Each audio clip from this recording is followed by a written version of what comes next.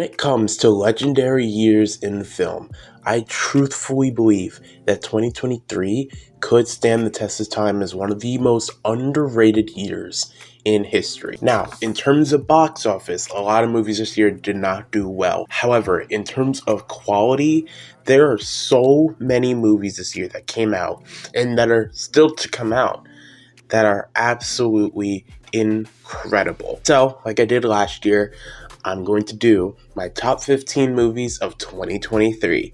Now, first off, I do have some honorable mentions as this year is packed, and those honorable mentions are No One Will Save You was a different type of style movie that I actually really enjoyed. Suzume is one of the best anime movies that I watched this year. This year was really the year that I got into anime films, and this was one of the best ones that I watched. John Wick Chapter 4 is one of the best action movies of this entire year. Killers of the Flower Moon is Martin Scorsese's sweet spot. He just loves making these type of movies, and this one is no different. Such a fantastic movie. We had two of the funniest movies this year in Joyride, great movie that represents Asian culture very well as Theater Camp, a great mockumentary for theater kids. Saltburn was one of the biggest surprises this year, and I actually really enjoyed it, even though it's not everyone's cup of tea. You Can Live Forever is a really good romance movie about people that are in Jehovah's Witness. The Creator is one of the most overlooked and underappreciated movies this year. Just a fantastic sci-fi movie with a great ending. Nimona is one of those movies that just shows how good animation has become over the years and what stories you can tell with animation. Beau's Afraid is a movie that you have to rewatch multiple times to really love it, and after a second rewatch, I really now appreciate this movie a lot more. Shortcomings continues that trend that was started by Joyride of Asian representative people in comedy that can do very well. And finally, Teenage Mutant Ninja Turtles, Mutant Mayhem. And although she isn't nominated for the list or like in contention, I do want to give a shout out to the Eras Tour, the film, as yeah, it was fantastic. She did a very good job with the film. And even after that, there are so many other movies that could be in contention for this list. There are over 50 movies that I gave 4 stars or higher this year. That just goes to show how good this year was. But without any further ado, let's get into the top 15. By the way, guys, if you like this video, consider subscribing. It's absolutely free, and it helps out the channel, so subscribe.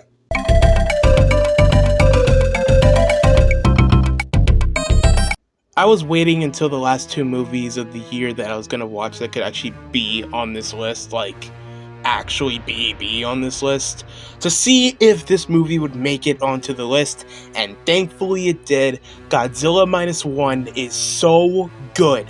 I loved this movie. It's so good.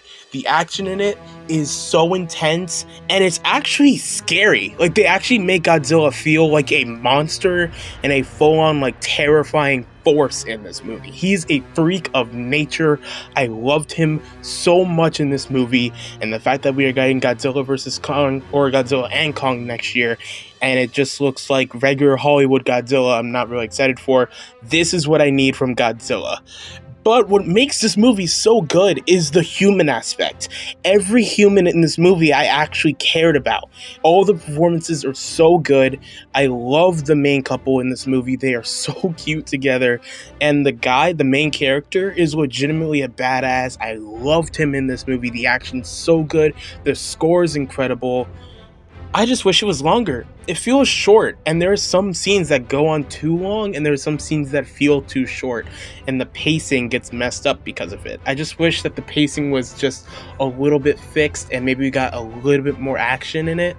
And also the opening, Godzilla's effects in the beginning are a little wonky. However, I love this movie. It's so good. If you have somehow not gone out and seen Godzilla Minus One, please see it. It's subtitled. It's so good. See it if you haven't. See it in a theater. It's incredible. It's one of the best Godzilla movies that we've ever seen.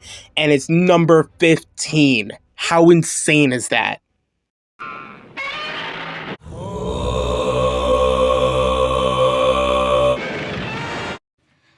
Jesus, what the fuck? I mean, what the fuck? Are You There, God? It's Me, Margaret is actually it's just heartwarming. It's just a great movie with a great story, and just like, it just feels right. It just feels like it gives this type of feeling that a lot of movies don't really have, and it's just type of this like joyful, type of just easygoing, just very simple movie to watch that has heart, that has emotion, that has comedy. It just works on every level, and every performance in this movie is great. Abby Ryder-Fortson is so good in this movie. She's obviously not going to get a nomination because, of course, the Oscar hates kids. But she's so good in this movie. She plays her role so well. She feels so genuine, and I absolutely loved her in this movie. Rachel McAdams is also fantastic in this movie. I believe that she's worthy of a nomination for supporting. She probably won't get it, but still, fantastic performance from her. Everyone in this movie. Kathy Bates is just fun to watch on screen. The comedy works so well. All the child actors, all of the entire cast is so good. This movie is just fun. It's just heartwarming, good, fun, charming, just overall, just easygoing. It's just a simple movie that feels like childhood. I can't relate to a lot of the message, obviously, because this is intended more towards younger girls or women that have grown up in this situation. But still, what spoke to me the most is the religion aspect. It felt like it's a different type of take on religion, where she's balancing these two religions, but in the end, she just decides, I don't have one. And then that's the resolution. It felt a little off at first, but it's just it felt like real to me in a way that I didn't expect. I don't consider religion to be a huge part of my life personally, even though I know it's a huge part of my family's life. For me personally, for like legitimately just me and me only, I don't consider religion to be a main priority of my life.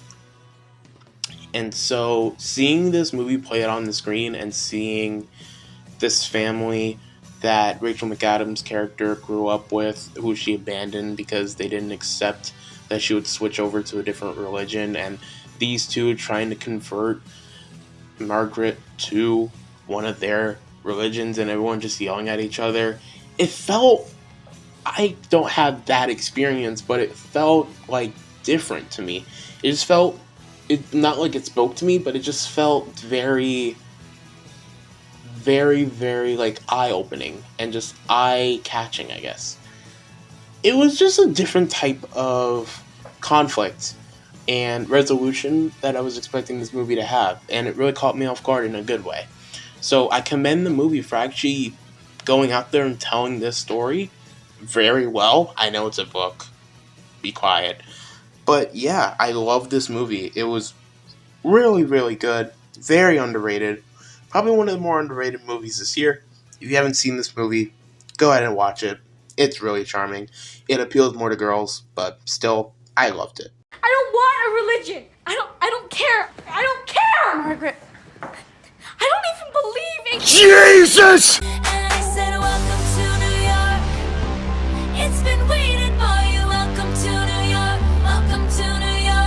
Call me crazy, and I know that some of you are, but not only is Scream 6 in my top 15 of the year, but I also believe that Scream 6 is as good and is on the same quality as the original. And I know that's insane.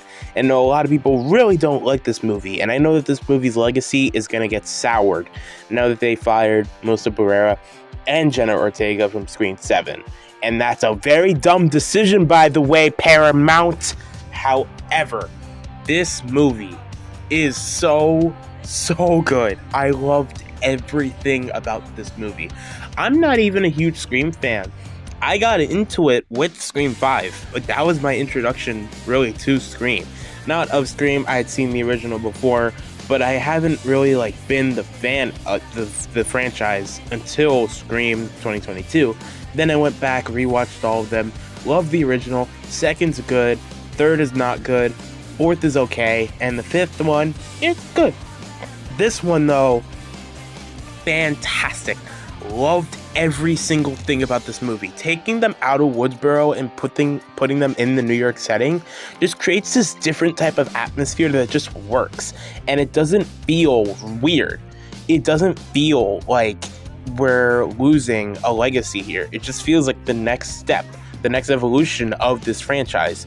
Not having Sydney, I know, is a bummer to a lot of people. However, I think in the context of this story, having Sydney around wouldn't have worked. And I know they probably reworked the story just so Sydney wouldn't be around. And I know they make a reference to Sydney not being here, with Gail saying the line that like she's protecting her family and she deserves to have her happy ending, which, yes, that's a little corny. But I think in the way that they told the story, I don't think that Sydney should have been here. And that's my personal opinion, but let me know what you think. I also think Kirby was a nice addition to bring back. She doesn't have a lot of screen time, and she's not the most like compelling character in this movie. However, what they do with Kirby, I think, is cool. They definitely keep her around, but it's just kind of there, you know. It's like it's not the hook of this movie, although it is probably the hook of like nostalgic fans of the franchise. But I think it's just kind of there to like give those fans something while this whole movie is trying to do something new. And I know that Gail is still here, and she does really good in this movie. There's a very, very good chase scene with her and Ghostface in this movie that I loved. But, you know, this movie is about the new cast, and the new cast sadly probably won't return for another movie for a while, but they are so good here. Melissa Barrera, I wasn't the biggest fan of her in Scream 2022. I think that she was still trying to learn what her character was, and just kind of becoming the character that she is in this movie. And because of that, Melissa Barrera's performance is so much better here. So good. And I've learned that her performance in this movie was based off of the hate that she got in Scream 2022. And that's why she's basically framed for a lot of stuff in this movie. And it just not only creates such a much more compelling character for her, but it makes the core four of her sister, and the twins just feel like a much more compelling group together. And I think that works in the fact that like when they eventually do return for more Scream movies, hopefully, you already have that notion of they're actually a very strong group. And I just love that. Plus, everyone else in the group is really good. Jenna Ortega was so good, and I know that's gonna be pretty obvious. Like, if you don't know, I'm a huge Jenna Ortega fan, but she's so good in this movie. She's so good in this movie. Also, Jasmine Savoy Brown and Mason Gooding obviously are fantastic, and I actually like the other side characters in this movie with Ethan and everyone else in this movie. The Ghostface reveals, while I think a little predictable, at least for one of them, is still really good, and I like the reasoning and the motive behind why they're killing. It's just a really good movie with some of the best kills in the entire franchise. Probably the best kill in the entire franchise. A very good opening scene with my girl Samara Weaving. Just for Samara Weaving alone, this movie is 5 stars. It's not, but I loved it. So good. Such a good movie. If you somehow haven't seen Scream 6, if you're a fan of these movies, please see it. And I know a lot of people didn't like this movie, but for me, it absolutely worked. She's Oppenheimer. Oppenheimer till I boom. I cannot tell you how much of a godsend Barbenheimer was this year. Just 2 completely different movies, just lightning in a bottle, and just the absolute insane marketing that the 2 went on, with Barbie's absolutely insane sponsorship deals and commercials, and the fact that Oppenheimer literally had a year countdown for its movie. just goes to show that these two were just meant for each other in some kind of weird way. And the fact that both of them turned out to be great is insane. And of course, they have to be on my list. Now, which one do I prefer is pretty difficult. But I made the decision that I just preferred Barbie a little bit more, and Oppenheimer is next on the list. Now, not to knock Oppenheimer, like, at all. Like, this is still a fantastic movie. Cillian Murphy absolutely deserves the Oscar. I don't think he's going to win it, but he absolutely should get a nomination. Christopher Nolan was incredible in directing this movie. Just this movie's score, the script, the cast, just everything about this movie just worked, and it really shouldn't have.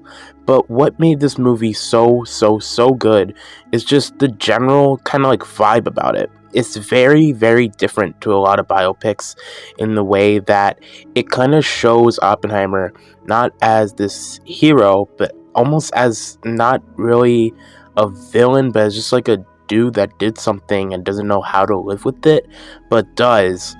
And it kind of struggles with him. He doesn't know how to take it. And I thought that was just a very interesting way to do a biopic instead of 100% villain or 100% hero. Also, Florence Pugh in this movie was absolutely incredible. I loved everything about her. I remember going to the theater and then seeing her scene, and if you know the scene I'm talking about, you know the scene I'm talking about, and my friend literally just saying "oh" like at the top of their lungs in IMAX, and it was incredibly funny. This movie does dwindle a bit in its second portion. As the movie is 3 hours, they pretty much split the movie into 3 parts. The first part is kind of like growing up and the experiences that he learned. And then the second hour is the making of the bomb. And the third hour is basically the aftermath. And that portion of making the bomb up until the actual climax of the explosion, it is a little bit boring. And that was the part where I was kind of zoning out of the movie. So for that, I can't put it over Barbie. However, this movie was still incredible. It deserves all the praise it gets. I do think it's a bit overrated. However, still a very, very, very good movie and one of Nolan's best in a long time. And now I'm off in Oppenheimer like I did to my daughter. I don't know. I haven't seen the movie. What does Margot Robbie smell like? However, I just prefer Barbie. I don't know why. I'm not even a huge Barbie person, but this movie is just so fun. And I think the reason why I put it over Oppenheimer is because it does something that is very different to big blockbuster type of movies, and that it subverted my expectations in a good way. A lot of the hype and trailers show that this movie is going to be much more of like a party, maybe even musical type of movie, when it's really a character study. It's very much political and things like that, and I definitely could see why a lot of people were turned off by Barbie. However, I think that that subversion of expectations to take this really child-based property and turn it into this adult type of story that when you look back and grow up with this movie could kind of mature the target audience that this movie is based for, I think is a very, very, very strong way to take this movie. And I think it's a very good way to have it last a long time and make it more of a legendary type of movie. And the performances in this across the board are great. Margot Robbie and Ryan Gosling should absolutely get nominations. Ryan Gosling, I feel like, is more of a main actor, but I know he's going to get a supporting actor gig. However, I do feel like he should be nominated for Best Actor instead of supporting. However, no matter what he's nominated for at the Oscars, he's still great. I'm Just Ken, and basically this entire soundtrack is really, really good. Of course, like I said, Margot Robbie should absolutely get a nomination. America Ferrera is really good in this movie, especially with her monologue, which has now become famous. The only thing that I don't like about this movie is Will Ferrell, and the more I've rewatched this movie, the more I start to dislike his jokes. Like, after a while, after like the third rewatch of this movie, I just don't really find his scenes that funny anymore, and I feel like they kind of drag down the movie, kind of slow the pacing down. However, I still really loved Barbie. I know a lot of people would put Oppenheimer over it, and Oppenheimer is probably number one or even top 5 for some people. But for me, I'm just more of a Barbie person. I think it's funny, I think it's clever, I think it's well written, well directed for sure. Greta Gerwig is so good at directing. And I just feel like this movie is going to have a much more bigger cultural impact in the future compared to Oppenheimer, which is just a really good biopic, in my opinion. Could you just hold on for 1 second? Oh, okay.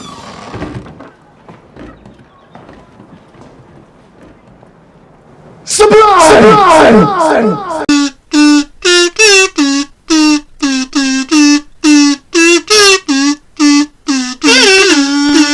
The fact that we are 7 entries into this franchise and they can still bang out classics like this goes to show how good Mission Impossible is. And Dead Reckoning Part 1 is so good. I'm so sad that it had to release right before Barbenheimer and it didn't get that much traction when it came out, but it's so good. This movie in a theater, in an IMAX theater, was like transcendent. It was so exhilarating to watch in a theater with people that were just fans and just wanted to see this movie so bad. And all the action in this movie works. Tom Cruise is actually really good in this movie. However, he is topped by the one and only goddamn Haley Atwell. She's so good in this movie, dude. Haley Atwell, I don't think she's getting a nomination, but I would 1000% give her a nomination for supporting actress if I could. She literally stole every single scene that she was in.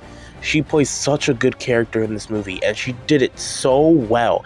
And after seeing her in other movies that have kind of been underwhelming, just seeing her play this character confidently was so, like, rewarding. And I just loved her performance. Vanessa Kirby continues to be a great addition to this franchise.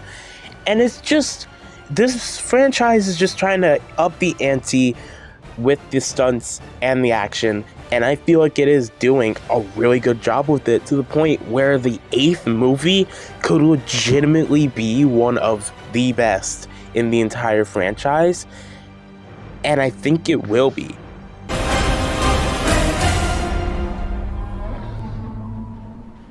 Nibaloid. Better than capitalism.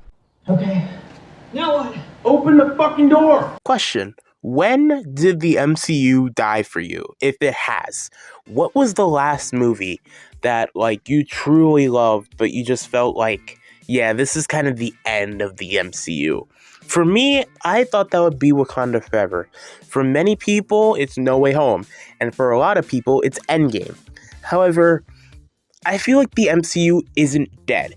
I feel like it's just starting to become DCEU, where it's just kind of, some movies really work and some movies really don't, and it's kind of broken away from like the streak of good movies that it had. But now it's kind of, Endgame was their basically finale, and now they're trying to build up, and that's where people are trying to tone it down, because the anticipation already happened. You hit the climax, and now you're just trying to keep going. And it doesn't work out as well. However, the people that were there before Endgame can still make great movies and are still so much fun to watch. For example, Wakanda Forever, a lot of people say, is one of the better MCU movies that we've gotten in recent years. And people say the same thing about Guardians Volume 3. Specifically, Guardians of the Galaxy Volume 3. This movie is so good, and it was so overlooked. However, so many people love it. It's actually the highest rated MCU movie on Letterboxd, and that's not a joke. This movie has, I believe, a 4.1, where Endgame and any other MCU movie all have 4.0s or lower. This one is the only one that has that high of a rating. That's insane to think about. In a phase that so many people hate, the fact that this movie is the highest rated one is really, really interesting. However, to the movie, this movie is so good. It's such a good finale to these characters. It's such a fun but yet sad and emotional type of movie. It balances so many different emotions really, really well. And the High Evolutionary, while not my absolute favorite villain in the MCU, is still a really good threat. Like, when was the last time you actually felt threatened by an MCU villain before Thanos? Or like after Thanos? It hasn't been one in a long time, but High Evolutionary really, really did it. And I cannot stress enough how much I loved the Rocket storyline in this movie. So good, so emotional, and that was just the backbone of this movie's story and just what it needed to really consider itself one of the better MCU movies that we've gotten. Plus, the entire cast is so good, so many good locations, the practical effects, the CGI, the directing, the score, and the soundtrack, just everything about this movie worked. I do wish the ending was a little bit better. It did feel very anticlimactic, especially in that third act with some fake outs that I don't think really worked. However, still a great conclusion to the Guardians, at least this iteration of the Guardians, and I am so happy that now the MCU was on track.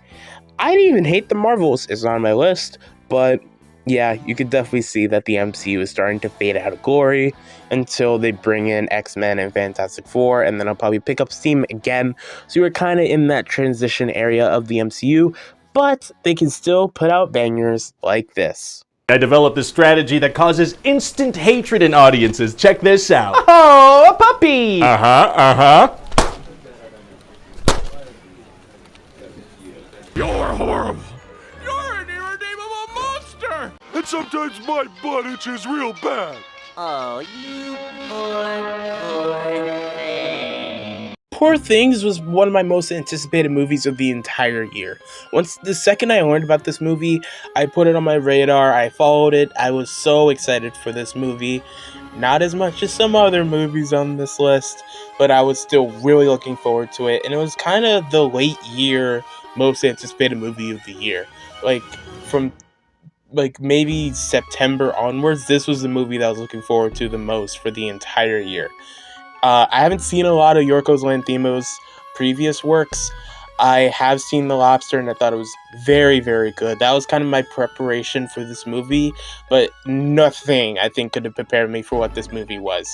This is a surreal movie. It's insanity, but it's also kind of like euphoric in a way, but also really just like powerful that I wasn't expecting. Like, I was expecting a very powerful and in your face and very not emotional, but like very like strong and that type of movie, you know, where it's like very good, very not Oscars bait, but like you could tell like this is the artistic type of movie that the Oscars kind of loves.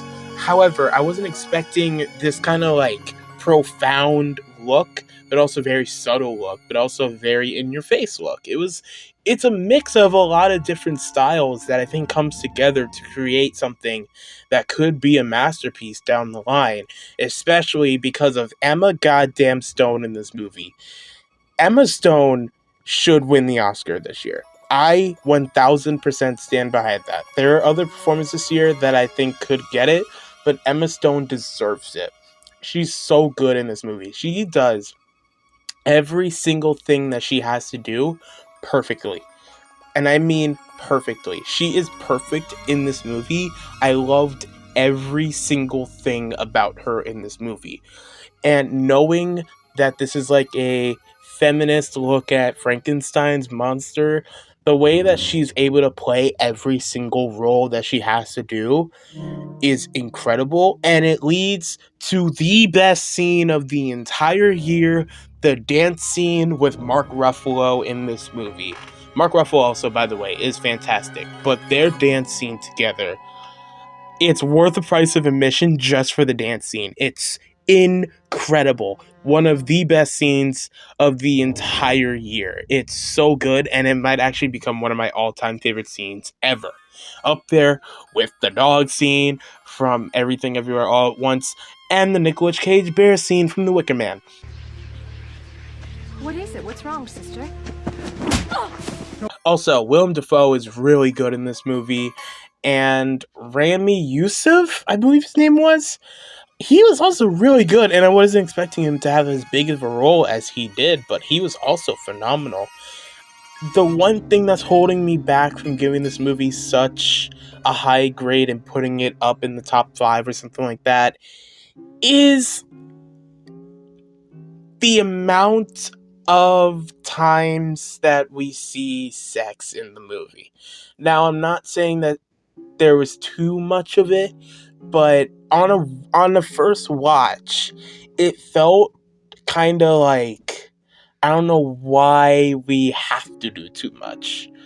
It felt like for a while, there's like a middle chunk of this movie where it's just Emma Stone having sex. And it's very grotesque, and it's very full-on nudity, and it just kind of felt like I don't fully understand it right now. I bet on a rewatch I'll fully understand what the meaning of having so much of it was. But just on one watch, it was just kind of like, okay, but what's the point of it?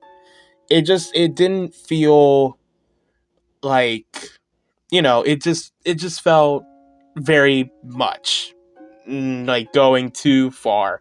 Again, there's definitely a reason for it.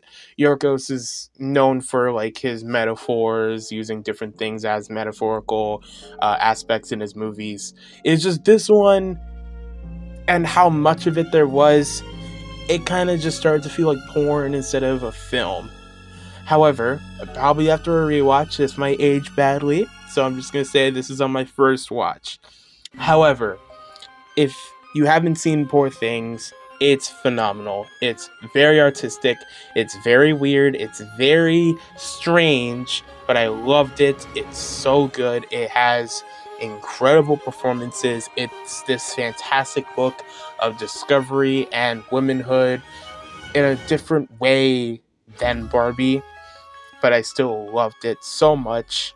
Go see it. It's fantastic.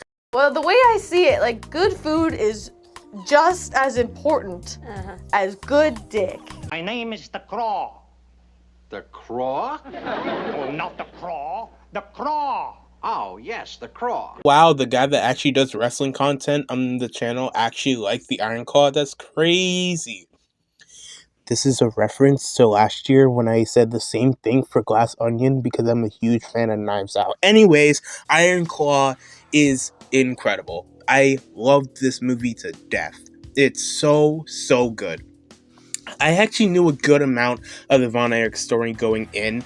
I haven't seen the Dark Side of the Ring episode that is about them, but I've heard of their story and I knew a good amount of their story going in. However, I was still shocked by some of the stuff in this movie. I didn't know the full picture.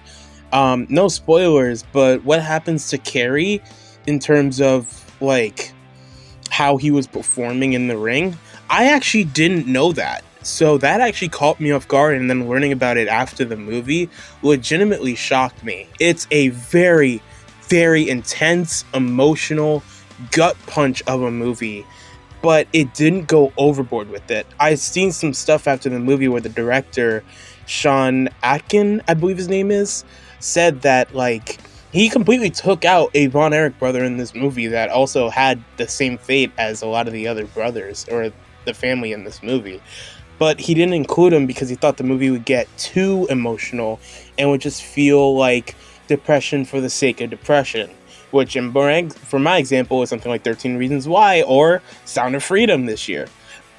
I thought that this movie found a great balance between triumph and tragedy to the point where it didn't feel overdone. It just felt like the good amount of like that saddened emotion that this movie needed, as well as heroic and very underdog type of stories that sports movies usually are. Also, the performances in this movie across the board, phenomenal. Every single Von Erich brother in this movie, from Jeremy Allen White to Zac Efron, who is built for this movie. He fucking he gained pounds for this movie, dog. Like, compare this to this. What? He's so good in this movie. I loved him in this movie. He's so good. I hope he gets a nomination for an Oscar. So good. And the dad, I don't know the actor's name who played the dad. I didn't have time to research it. Also, phenomenal. And I'm not sure if he'll get a nomination, but he was phenomenal. Also, Lily James in this movie is actually shockingly great. And I'm not saying that in the way of like Lily James is bad. I'm just saying I didn't think she'd get as big of a role as she does in this movie. But she does, and she kills it. Everyone in this movie is phenomenal. Harris Dickinson is so good. Mike, whoever played Mike Von Erich in this movie, also phenomenal. I believe that this is one of his first movies. Phenomenal performance. Everyone in this movie killed it. Whoever played Ric Flair was great. This movie is just, it's just perfect. It's, in my opinion, I think it's a little too short. I think they could have heightened up some stuff with the dad and the Von Erich brothers, as apparently only 5% of how bad the father was is in this movie. But I wish there was like a tiny bit more, because he does seem remorseful, but like I think they could have done more to make him not the true villain, but as like the antagonist that's not really the antagonist, but is like the overarching force. You know what I mean? Like, it felt like he was still like doing it out of a place of love, and I think for this movie to really have hit, they could have made him even more remorseful, even though he definitely is. However, incredible movie. It just came out. If you haven't seen the Ironclaw, go see it. If you're not even a wrestling fan, I really recommend it. It's a fantastic sports movie and an emotional ride. Try not to hear about anything if you don't know the story of the Von Erichs, but it is so good. I loved it. I can't wait to see what else this director does. And Zac Efron. Nothing can stop the Run, boy, run! Save yourself! To the Claw Mom, Dad! To the Claw Mom! Uh-oh. You found the claw's only weakness. Lift your hand. Great, we're almost there. Now put it on the hand. I'm actually going to be talking about Talk to Me in a future video. However, I'm just going to say here, it's so good. It's the best debut for a horror director like I've seen in a long time. So good. I'm so happy this movie is becoming a franchise. If you haven't seen Talk to Me and you're a fan of horror movies, absolutely see it. It's so good. It has one of the best lead performances this year.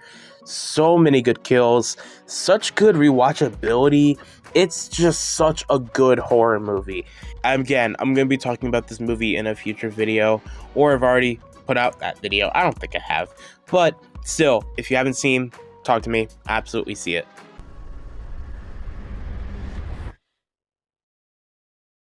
Hello everyone, so today I'm going to be teaching you how to give a hand job correctly. I'm going to put my head in that hole. Do I really need to talk about Across the Spiderverse? I mean, of course it's on my list. It's one of the most beautiful, most artsy, most like... This movie, it doesn't even feel like a movie. It feels like art. Like, this just feels like moving art on screen. And it, in a weird way, it does feel like art. It's just incredible. There's really no words to describe how good this movie is. You just have to see it. And this is a part 2 of 3. This is the middle child, and it's that good. So good. Again, I really don't have a lot to say about this movie. I feel like many of you have seen it. If you haven't, what are you doing? Just go watch it. It's so good. Reason why it's not higher is because there are some other movies that I enjoyed more than Spider-Verse. However, I cannot knock this movie for just how insane and epic this movie is. See it if you haven't. It's so good. Please. Mary Jane. What the fuck? Come on and jam and listen to my jam. Blueberry jam and strawberry jam. Yeah. God damn, the first slam dunk is so good. So this was the year, like I said during the Suzume honorable mention, this is the year that I really got into anime films, and the first slam dunk is the first anime movie that I've ever seen in theaters. This was the first one that I saw this year, at least in an actual theater, and I didn't really know a lot about Slam Dunk. I didn't even know it was an anime. I just wanted to see a movie that day. It got incredible reviews, and I'm like, okay, this will be the first anime movie that I watch in theaters. And it might be still the best anime movie that I've seen in the theaters. Now, I watched Suzume in theaters, and I saw The Boy and the Heron in theaters, but there was something about the first Slam Dunk that just hit. And it's that they flesh out every character in a really unique way of showing the game and then cutting back to a flashback and then going back to the game. And it makes the game a lot more intense and a lot more watchable. And even in the beginning, even though you don't know all the characters, it's really fluid and very well done. But when you learn more about the characters and learn more about their backstory, it just becomes so much better, to the point where it's legitimately almost a perfect movie. Like, I really have no flaws with this movie. I just prefer other movies this year more. Like, this might be one of the most perfect movies this year. And that's a very high bar. Everyone in this movie is fantastic. All the characters are so fun to watch. And the basketball scenes, dude, are nuts. They're some of the best and most fluid scenes I've seen in anime in a very long time.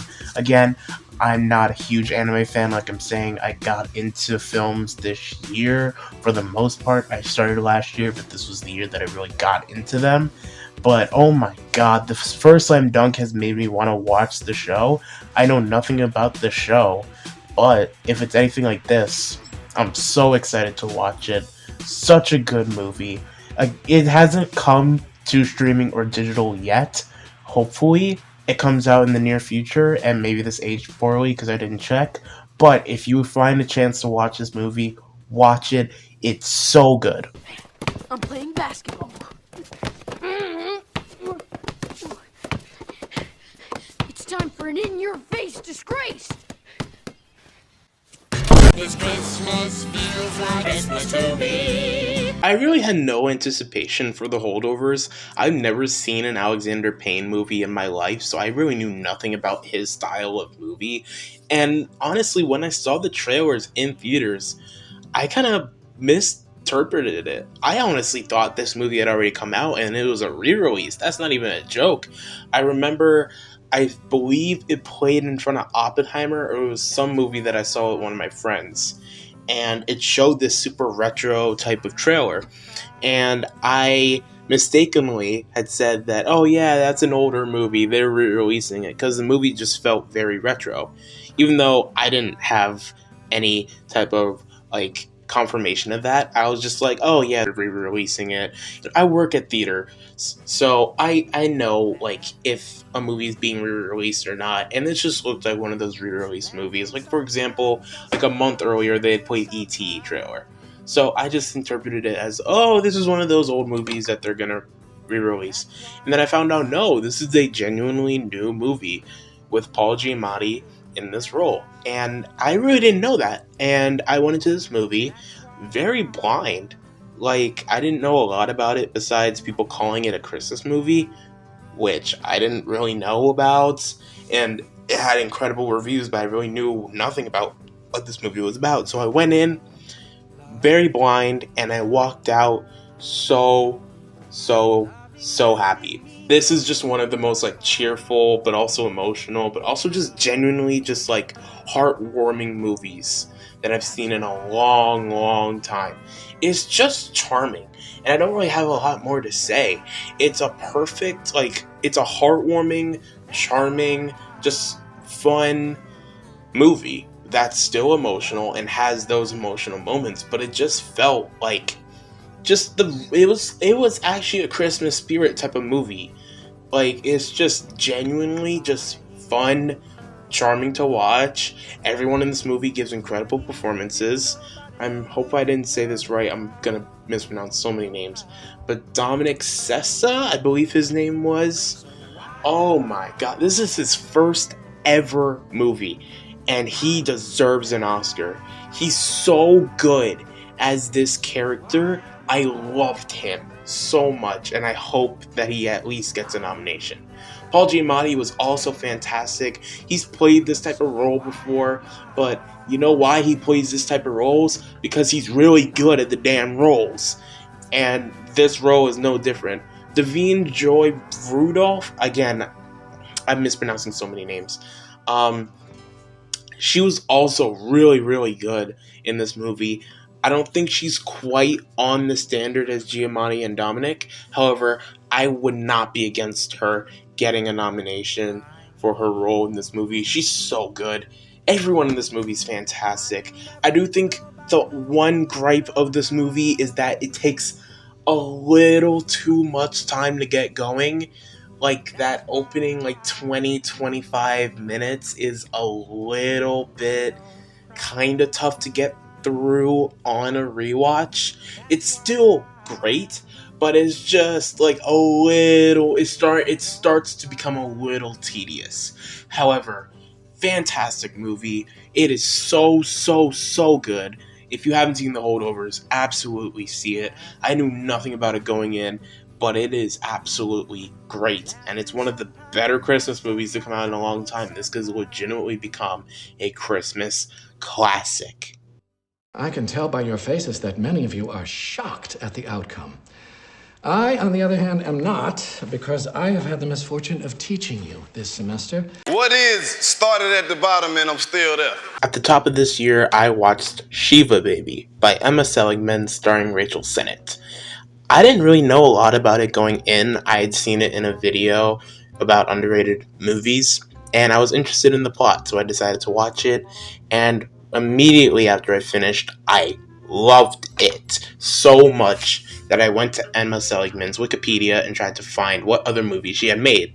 And so I found out that Shiva Baby was her first ever movie. That was her directorial debut. Technically, she had done that as a short film first, but that was really her first feature. However, her next movie would be coming out later that year, which is this year, and that movie is Bottoms. Now, I had kept up with Bottoms basically from when the trailer dropped all the way up to release, just waiting, and it's one of the hardest I've ever studied a movie. And it is one of the only movies to date that I have gone out to see, out of my way, gone far out to see. I live 12, 13 miles away from the theater that I went to go see this movie at because it wasn't playing anywhere near me, so I had to go out and see this movie. I was so ready for this movie. I was anticipating it so much, and I came out, and it's number 2 on my list. I loved Bottoms so much, to the point that when it finally came closer to me, I decided to see it again, and I've seen it twice on digital now. I adore this movie. I think this movie could really be the next Mean Girls, or something along those lines, where we consider these classic comedy movies like Mean Girls or Clueless, or something like Easy A, movies like that. Those teen movies that really just understand what era they were made in and are made for people that want to learn more about that era or grew up in that era.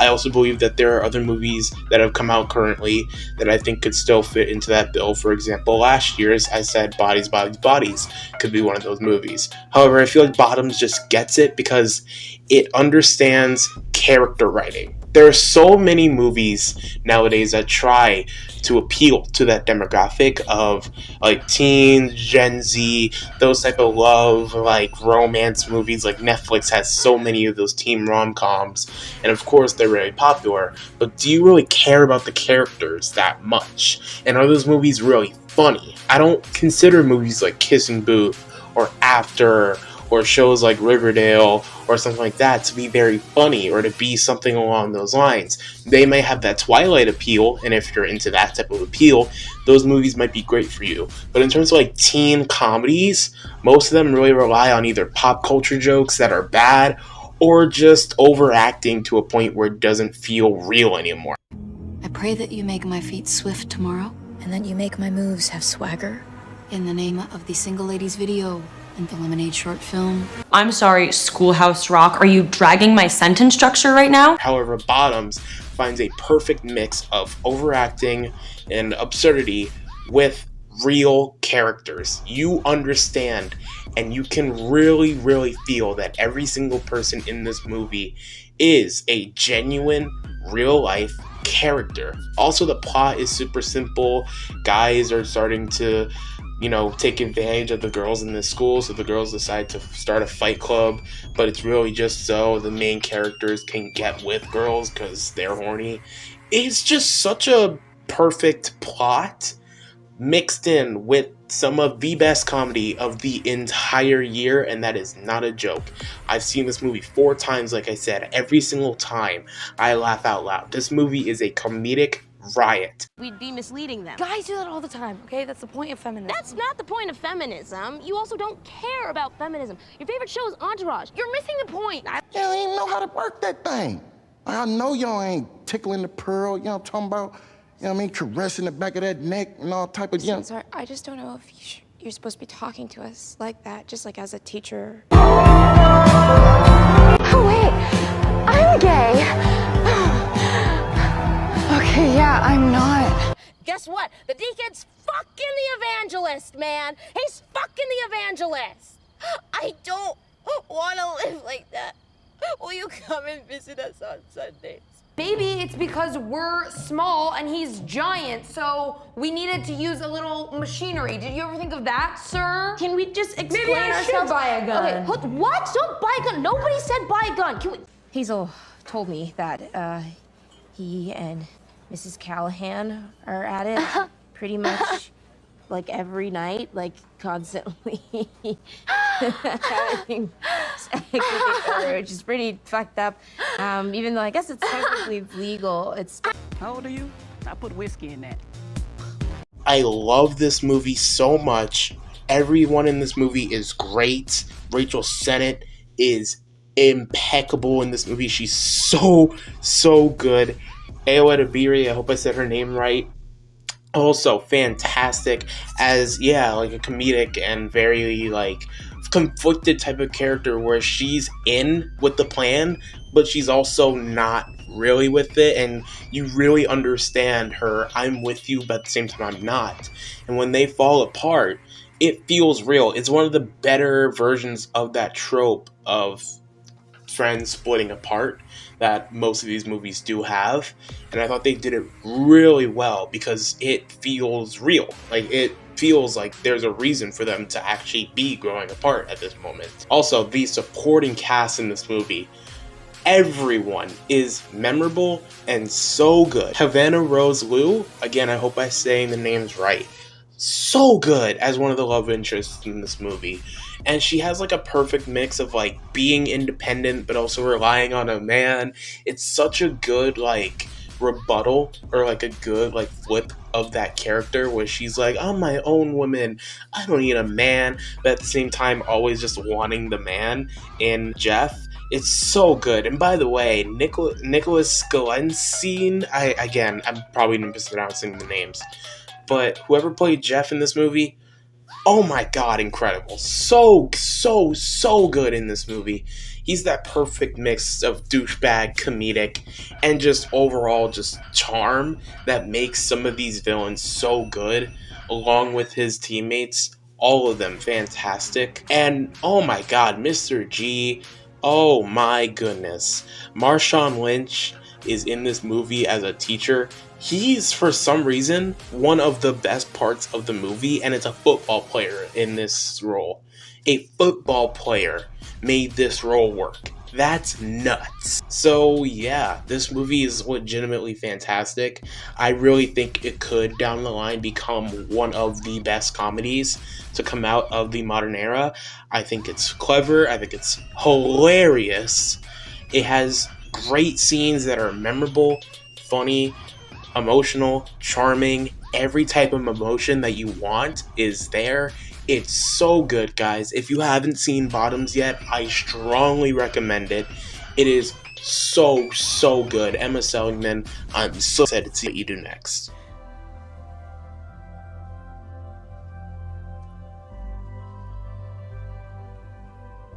PJ, I'm straight.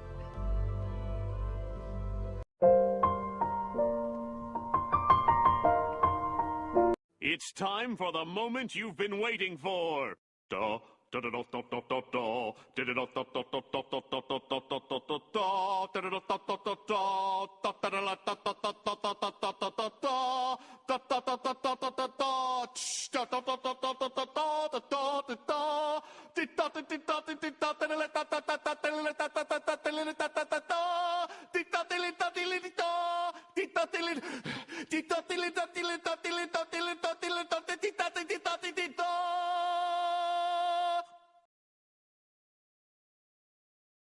Hey, wait a minute! Wait a minute! Hey, wait a minute! So before we get to number 1 of the best movie of 2023, I thought I'd go through my top 15 worst movies of 2023, as I forgot to make the video last year, so I decided I'm going to make it this year, and a short segment in my best of video. So here are my top 15 worst movies of 2023. I'm doing this one take, no breaks. Here we go. And if something interrupts, I'm going to be very upset. Number 15, Choose Love. It's a Netflix interactive movie rom-com that was so bad. It has Laura Marano in it, and it has Avon Joga, or whatever his name is, from Victoria, doing a bad accent. Don't watch it. It's not that good. Number 14, Nun 2. How did this movie get a sequel? I don't get it. Number 13, Sound of Freedom. I know this one's going to be a bit controversial, as I think a lot of people really like Sound of Freedom. But in my opinion, just because a movie raises awareness to a topic that should be talked about more does not make the movie good. Number 12, Indiana Jones and the Dial of Destiny. What the hell happened here? It's so bad. Why is Phoebe Waller-Bridge in this movie? It's not good. Don't watch it. What a terrible ending to Indiana Jones. Number 11, Ant-Man and the Wasp: Quantumania, the movie that single-handedly destroyed the MCU as we know it. God damn, what happened to you, Jonathan Majors? Number 10, Expendables 4 or Expendables. What is that name? Why is Megan Fox here? Why did this movie get a 4th movie? Number 9, Retribution. Liam Neeson, just stop. Just stop. Why are you still... Why? Number 8, Bird Box Barcelona. The fact that Bird Box came out 6 years ago and Netflix is still trying to make this a franchise even after it's a very mediocre original movie, and this one's even worse. Why did this get a sequel? I don't get it. Number 7, Haunted Mansion. Even though the special effects are decent enough, this script is the funniest thing of the entire year. Lakeith Stanfield literally cries about his dead wife and just out of nowhere mentions Baskin Robbins. There is a scene where him and Owen Wilson and his kid literally eat Burger King in a haunted house movie. This is hilarious. Number 6, Perfect Addiction. Number 5, Beautiful Disaster. These are the same movies, just with different actors and somewhat worse plots. Number 4, Exorcist Believer, the most underwhelming movie of the entire year. This actually had a good amount of hype around it, but my god, did this let me down. It's so bad. It's so boring. The scares are non-existent. This is such a bad movie. Number 3, Honey... I said the name wrong. Winnie the Pooh, Blood and Honey. Why is this a thing? Why is it getting a sequel? Why did this come out? This could have just been fun bad, but instead it's just bad. Number 2, The Black Demon. The shark actually is okay. Like, it's not the worst effects ever, but in exchange for actually moderate effects on a shark, we got the worst cast of the entire year. And number 1, Fear. King Bach, please just never show up in a movie again. It's the worst movie of the year, and the problem is I've not been seeing it on worst movies of 2023 videos until I realized that I'm literally the only one that watched Fear this year, and I remember why. Just an awful movie. I made a mockumentary this year with a $0 budget, and my free editing software on my phone had better editing than this pile of crap. Don't watch it. It's awful. It's not even fun bad. It's just boring. Why did this movie get made? I cannot believe that I saw this in a theater. And with that, let's get to number 1.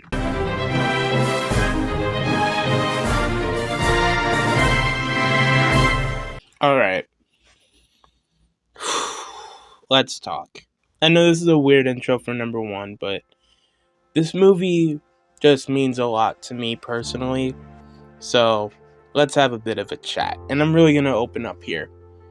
So when I was 4 years old, back in kindergarten or whatever, I started to have feelings.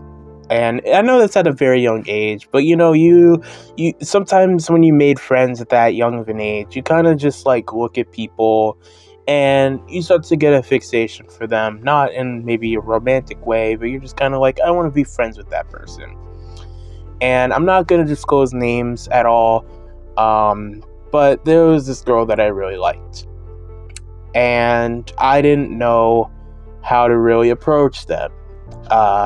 So at that time, I was kind of like a funny type of boy. Everyone kind of knew me. Everyone kind of liked me. I wasn't really popular per se, but like everyone knew who I kind of was, right? And this is very raw, by the way.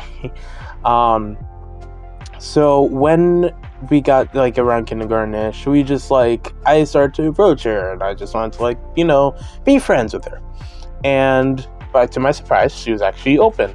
I didn't think that she would be. She kind of had a different personality than me, but I liked her and I wanted to approach her, and I did, and we actually like started talking a little bit, and we actually became kind of friends. It wasn't in a case of like we're gonna hang out all the time and do whatever and we're gonna be like this. I had other friends like that, but this girl was kind of just like, hey, in the middle of class or like or whatever, if we were like in a group project, we'd talk a little bit. Maybe sometimes I throw a joke here and there or whatever, and then we just had like a good friendship.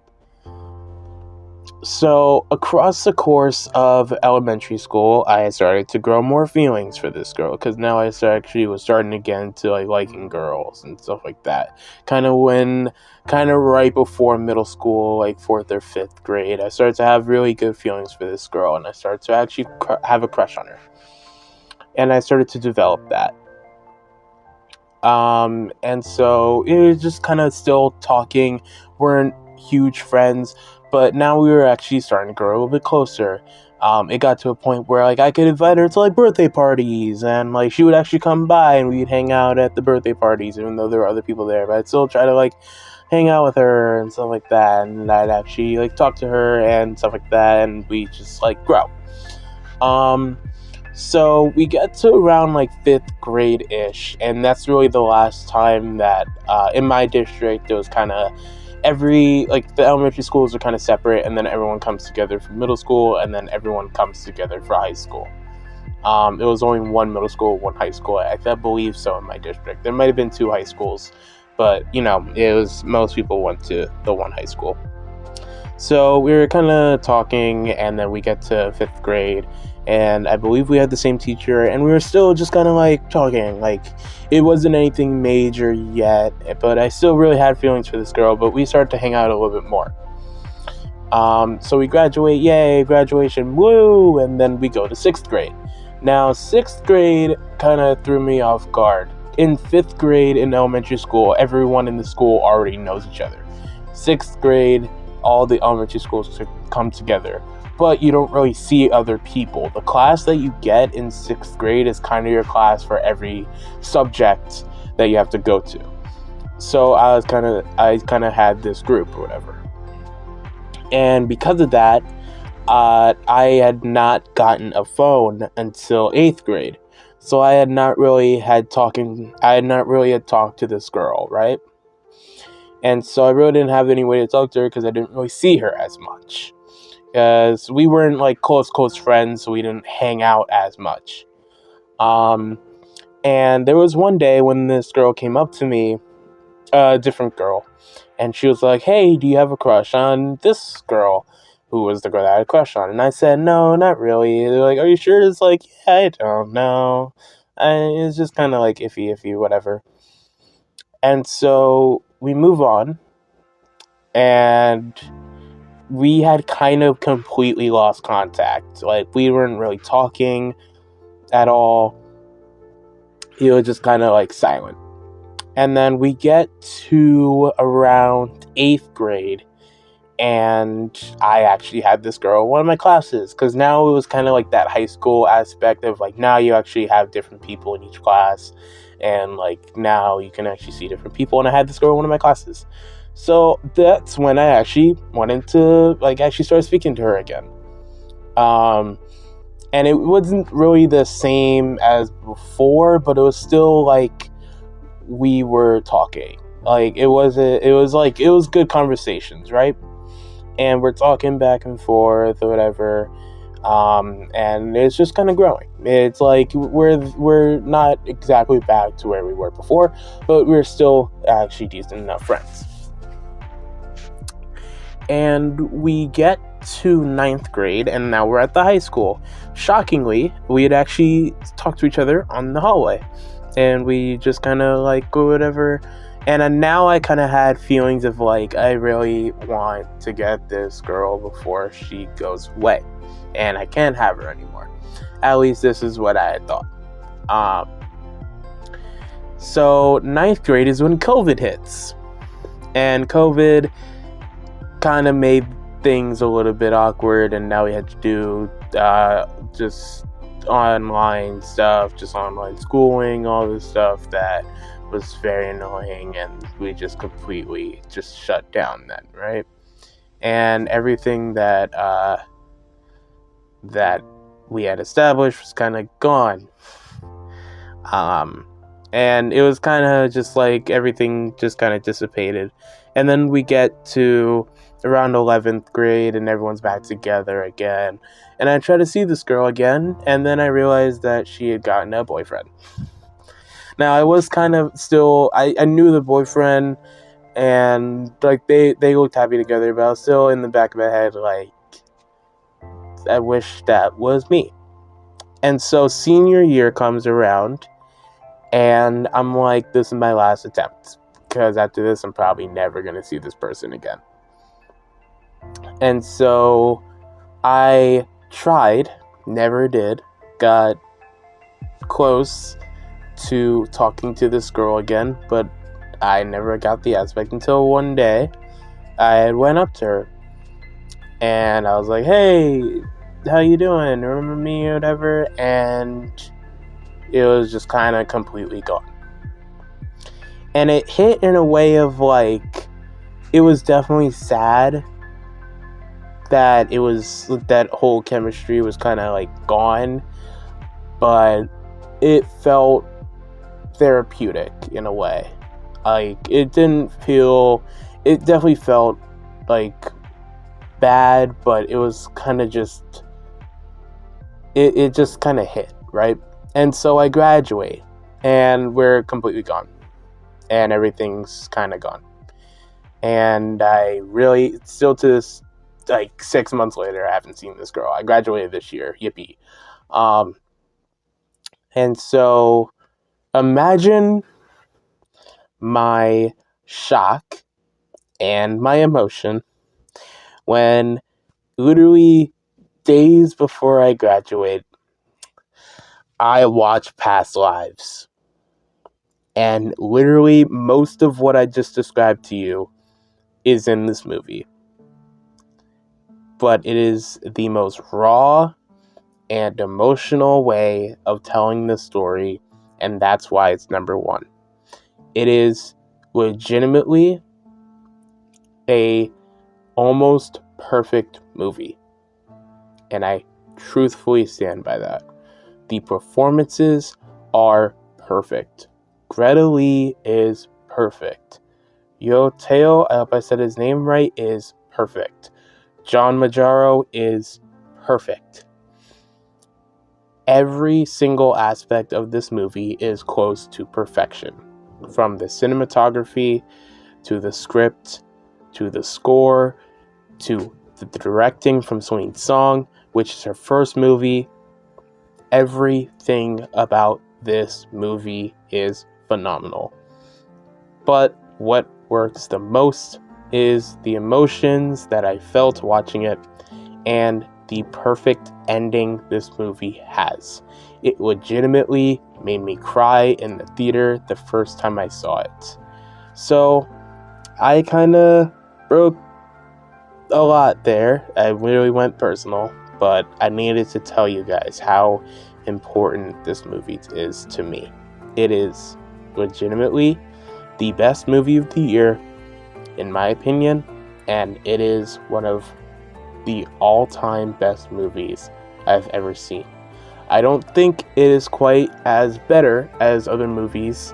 Like, I do believe The Fallout and Everything Everywhere All at Once from last year are stronger movies. However, for something that speaks personal to me, this is my favorite movie of the year. So, that's number one. And I don't know if I still like this girl. I feel like I got over the crush, but maybe I didn't. But at the end of the day, I know that it just wasn't meant to be. But maybe in another life, we would have been happy.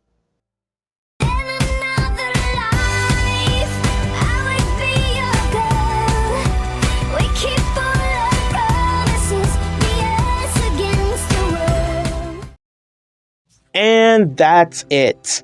Like I said, this year has been a very financially different year than previous years. A lot of movies flopped this year, and the actor strike.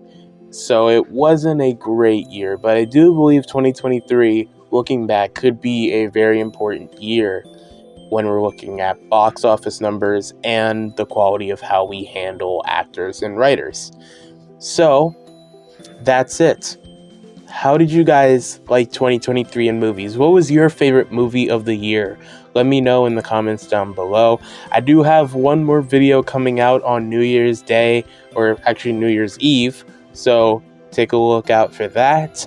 But until then, thank you all so much for watching this year.